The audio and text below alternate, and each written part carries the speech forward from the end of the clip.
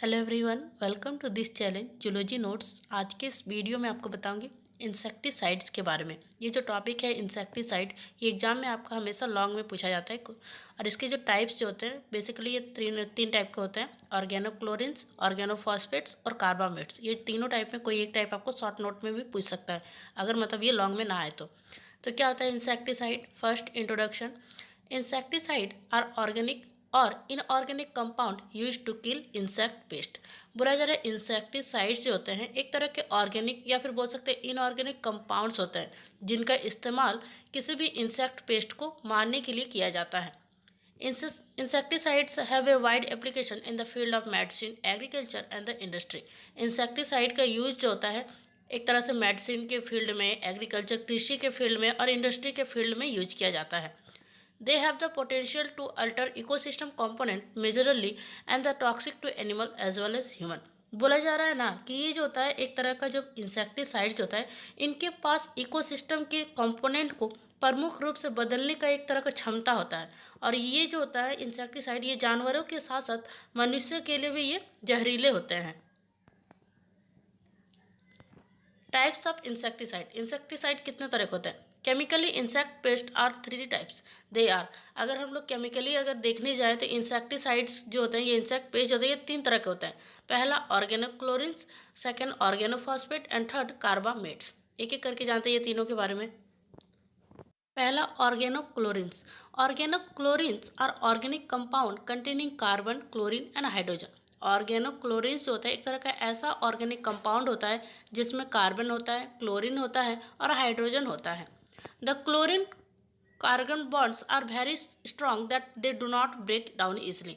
ये जो होता है ना एक तरह से इसमें क्लोरीन और हाइड्रोजन, जो मतलब क्लोरीन कार्बन, इसमें जो तो बहुत ही मजबूत बॉन्ड होता है इसका। और ये जो होता है ये इजिली ये ब्रेक नहीं होते, इजिली आसानी से ये टूटते नहीं हैं। इसका एग्जाम्पल में ऑर्गेनोक्लोरिन्स में DDT, DDE, triple D, chlordane, aldrin and dioxin होता है। It is more lipophilic and fat soluble. ये बहुत ही ज़्यादा लिपोफिलिक और फैट सॉल्युबल होता है। When ingested, it accumulates in the fatty tissue.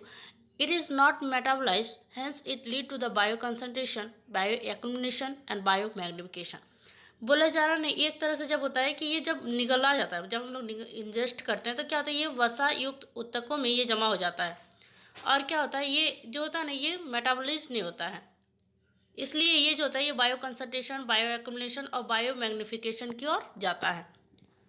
उसका सेकेंड है ऑर्गेनोफॉस्फेट। ये क्या होता है? Organophosphate is a pesticide composed of phosphate Easter. Organophosphate जो होता है एक तरह का पेस्टिसाइड होता है जो बना हुआ होता है फॉस्फेट ईस्टर का। It is an ester of phosphoric acid. ये फॉस्फोरिक एसिड का ईस्टर होता है। It is a nerve poison, hence called neurotoxin.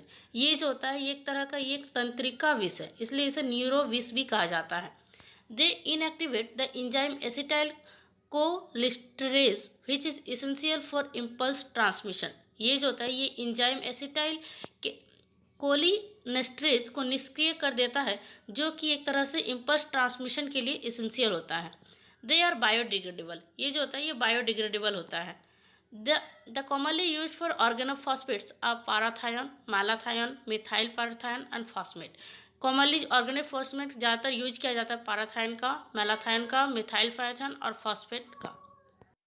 It is formed of phosphorus, carbon and oxygen.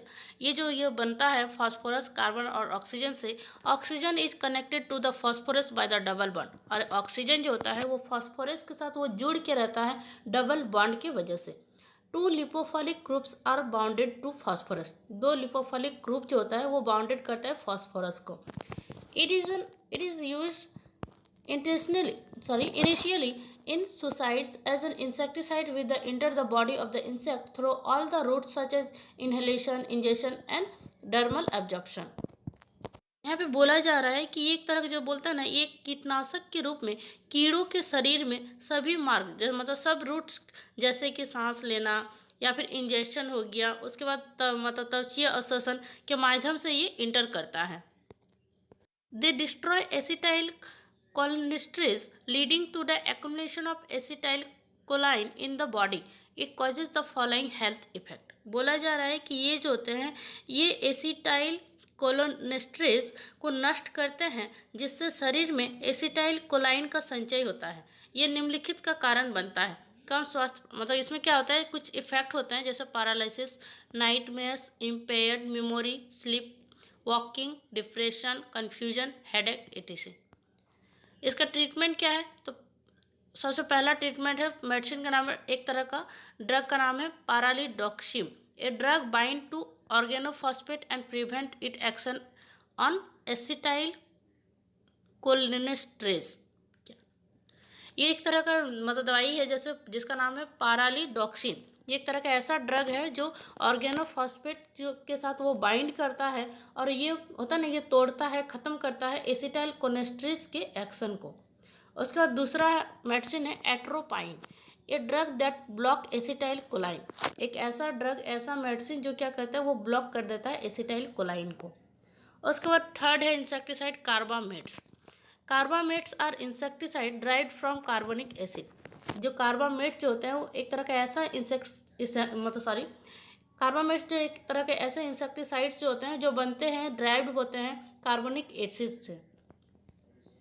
It is an organic compound. ये एक तरह का organic compound होता है। The following are carbamate insecticide. कुछ कार्बामेट इंसेक्टिसाइड ऐसे हैं जैसे aldicarb, carbofuran, carbaryl, CARBORYE। It is a neurotoxin. They kill insect by inactivating acetylcholinesterase। ये एक तरह का न्यूरोटॉक्सिन होता है और ये जो होता है ये इंसेक्ट को मारता है एक तरह से एसिटाइल कोलेस्ट्रेज को इनएक्टिवेट करके। बस आपको यहीं तक लिखना है इंसेक्टिसाइड में। आपको तीनों टाइप का आपको पढ़ना होगा क्योंकि मे भी उस शॉर्ट नोट में आपको ये क्वेश्चन पूछ लिया जाए।